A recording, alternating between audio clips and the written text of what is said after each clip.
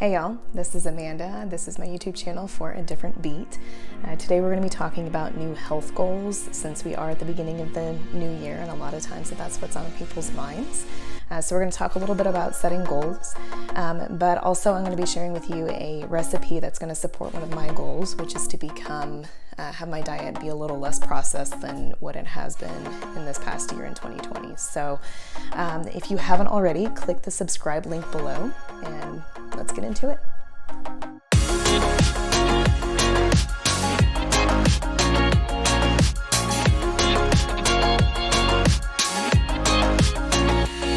So before we get into the meat of this video, I did want to mention I am a nutrition and wellness consultant.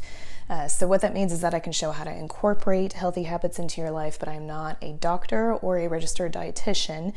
So if you are thinking of changing your habits in any way, you should always consult a doctor. The other point is that I am vegetarian and I'm also allergic to dairy. So a lot of the recipes that I'm going to be showing is going to be what I make for myself. But I'm not promoting a vegetarian lifestyle. The whole purpose of these videos and even my blog is that everyone has their own unique beat when it comes to food and how they get their nutrition. So however way that you're able to do that, to be able to find your beat, that's the whole point of what I'm doing. So let's start talking about goals.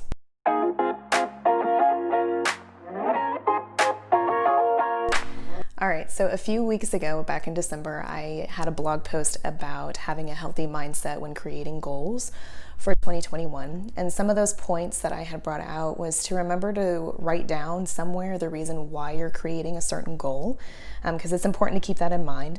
And also to realize what progression looks like. A lot of times we want it to look a certain way, but there's a lot of factors when it comes to progression and how whatever that you're doing or whatever that you're changing, how it's affecting your life. So be aware that progression can look like many different things. And the other point is to always be realistic with yourself and what you can do and what you can't do, which we're going to be talking a little bit more in this video. But if you do want to look at that blog post, I have linked it down below for you to reference if you do want to look that up. So let's start looking at goals and what they are. What do we mean by that?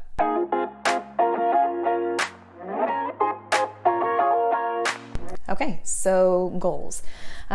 Goals are something that we can control, and it's something that we can do in our normal day-to-day routine or our life. And then there's outcomes, which is what those goals support. So if you are having the goal, and the number one goal at the beginning of the year is usually weight management of some sort, whether that's to gain muscle and to gain weight or to lose weight, right?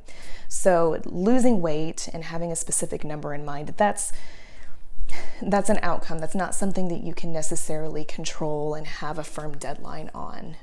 Your body works on its own terms, and its number one goal is to keep you alive and for you to survive. So you have to work with your body to result in the outcome that you're trying to look for. So to do that, you have to set goals, and those goals would be habits that you can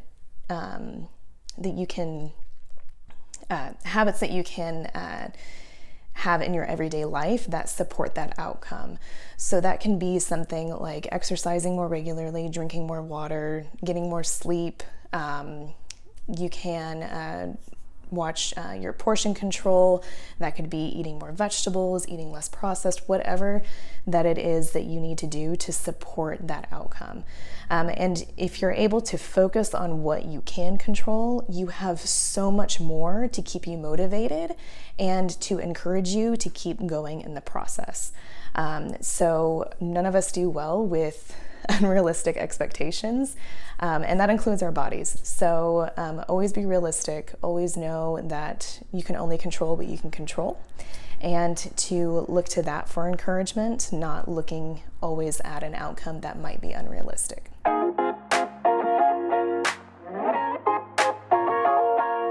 So one of the major questions that you can ask yourself when setting a goal or setting a new habit is this something that you can consistently adhere to? Is this something that you can see yourself doing for the next year or years in your life? Is this something that could be your new normal and it feel like you're not missing something in your life? For some people, they can go all in, and for some situations, you have to go all in. But for other people, they need to take it one step at a time. And whichever way, you know when you're lying to yourself as well. So know what you can consistently adhere to for the long term, and to be able to change it, because once you might have gotten to an outcome that you were looking for, you're going to have to keep up those healthy habits and those goals that you've been looking at and doing and changing. You're going to have to keep those up for the long term if you want to maintain that outcome. So always ask yourself, is this something that I can realistically see myself doing for the long term? And that goes for any health goal that you might have. Consistent adherence is the number one factor in any health and nutrition goal.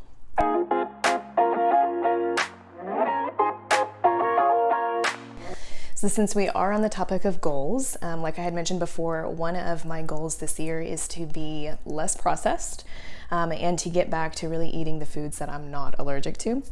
So where that comes into play is there is a salad that is at Whole Foods, and it is a vegetarian chicken salad, and they use a processed soy product as their chicken.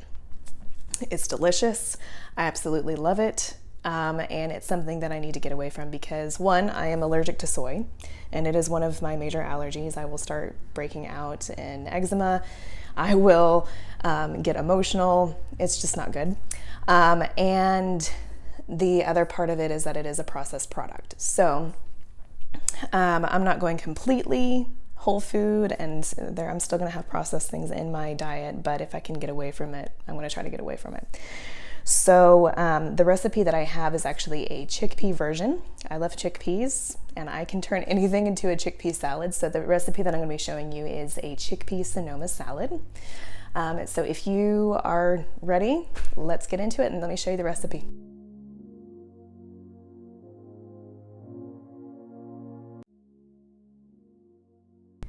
Okay, so we are going to start making the dressing first. Now I am using mayonnaise. If you are whole food plant-based and you want a non-processed version that you can use, there's some really good recipes out there that use soaked cashews, so you might want to look that up. I'm going to use some poppy seeds and then some apple cider vinegar. And then since this is more of a sweet and savory salad, we are going to be using a sweetener. So I used agave, but you can use maple syrup or honey, and mix that together. If you are going to be using chicken instead of chickpeas, and salt and pepper. I always forget salt and pepper. If you are going to be using chicken instead of the chickpeas or garbanzo beans, you might want to make a little bit more dressing because chicken will soak up the dressing more, whereas with the chickpeas, it just kind of goes over top of it. So if you are using chicken, just make sure that you have some extra ingredients if you need to make more dressing. And then we can start putting together the rest of our salads. So we have our chickpeas. It's about 2 cans drained, or about 3 cups cooked. And then some raw pecan pieces, some sliced red grapes, and then celery. And the other cool part about this is that all of these ingredients are readily available in the winter. So that's pretty cool. And then we just put the dressing on top, mix it together, and it's ready to go.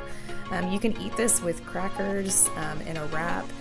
If you are going to be using the chickpeas and you want to make it into like a sandwich, I would suggest kind of mashing the chickpeas with the potato masher just so that they don't roll all over the place before you mix it all together. But other than that, it's ready.